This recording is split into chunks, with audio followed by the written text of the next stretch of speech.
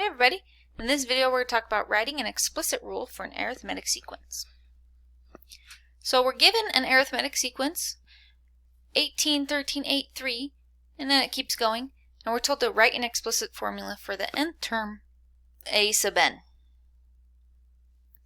Now, we can find d, right? We're told it's an arithmetic sequence. So we can find d by saying, hey, we need to add -5 to go from 18 to 13. And then go from 13 to 8, we again add -5. So we can see, okay, this is really an arithmetic sequence we have going on. Can we find this fifth term? Well, let's add -5 to 3. So this next term is going to be -2, and then it's going to keep going. But what good does that do us? Well, we're going to use the formula. The formula I talked about in a previous video called finding a specified term of an arithmetic sequence given the first term. And that is a sub n equals the first term plus n minus 1 times d. So what do we need to know for this formula to use it? We need to know the first term, and we need to know d. But I've already found d. d is equal to -5. That's the common difference. And the first term is easy to find if it's given to me right there. That is 18. So using this formula, I have that a sub n, or my nth term, is going to be found by taking 18 and adding n minus 1 times d, which is -5. So this is one way to write it, right? We can also simplify it. We can take 18 and then we multiply this -5 through to get -5n plus 5. And then we combine like terms. 18 plus 5 equals 23. And I write it -5n plus 23. So this is the most pretty answer we can get for our nth term of this specific arithmetic sequence.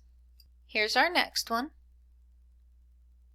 See how much of you can do of it by yourself. Pause the video if you need to. And then I'm going to go ahead and walk through it here. So we have a formula we can use. If you needed the formula before we started, here it is. And then go ahead and pause. Our nth term is going to be our first term plus n minus 1 times d. Go ahead and find a sub 1. Go ahead and find d. Plug it in and simplify. Our first term, a sub 1, is -9. So I'm going to plug -9 in here for a1. But first I also need to find d. d is my common difference, or what I'm adding. I can find that by taking the second term minus the first term, so that's where the difference language comes in. So it's -1 minus -9. Which ends up being 8. Or I can say, hey, I need to add 8 to get from one term to the next. And that's true for each of these. So I know that's the correct d, the correct difference. And I'm going to put that in right here. So I will end up getting my nth term is going to be a sub 1, or -9 plus n minus 1 times 8. I can multiply this 8 through and simplify. 8n minus 8, but then I'm also still adding this -9 like that.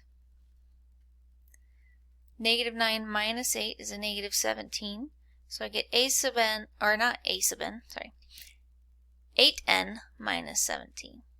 a sub n equals 8n minus 17. And that's how you write an arithmetic or an explicit rule for an arithmetic sequence.